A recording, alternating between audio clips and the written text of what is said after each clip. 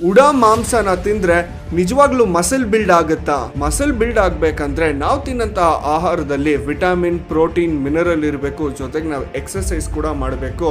ಈ ಉಡದ ಮಾಂಸದಲ್ಲಿ ನಿಜವಾಗ್ಲೂ ಅಷ್ಟೊಂದು ಪ್ರೋಟೀನ್ ಇದೆಯಾ? ನೀವು ಚಿಕನ್ ಹಾಗೂ ಉಡದ ಮಾಂಸ ಕಂಪೇರ್ ಮಾಡೋದಾದ್ರೆ 100 ಗ್ರಾಮ್ ಚಿಕನ್ ಅಲ್ಲಿ 27 ಗ್ರಾಮ್ ಪ್ರೋಟೀನ್ ಹಾಗೂ 165 ಕ್ಯಾಲರೀಸ್ ಇರುತ್ತೆ.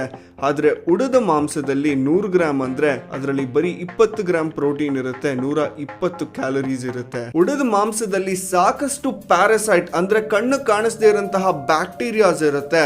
ಇದನ್ನ ತಿನ್ನೋದ್ರಿಂದ ಎಷ್ಟೋ ಜನಕ್ಕೆ ತುಂಬಾ ಹೆಲ್ತ್ ಇಶ್ಯೂಸ್ ಆಗುತ್ತೆ, ಸತ್ತೋಗೋ ಚಾನ್ಸಸ್ ಕೂಡ ಇದೆ. ಅದಷ್ಟೇ ಅಲ್ಲ, ಲೈಫ್ ಸೈಕಲ್ ಅಲ್ಲಿ ಈ ಉಡ ಅನ್ನೋದು ಒಂದು ತುಂಬಾ ಮುಖ್ಯವಾದಂತಹ ಪ್ರಾಣಿ.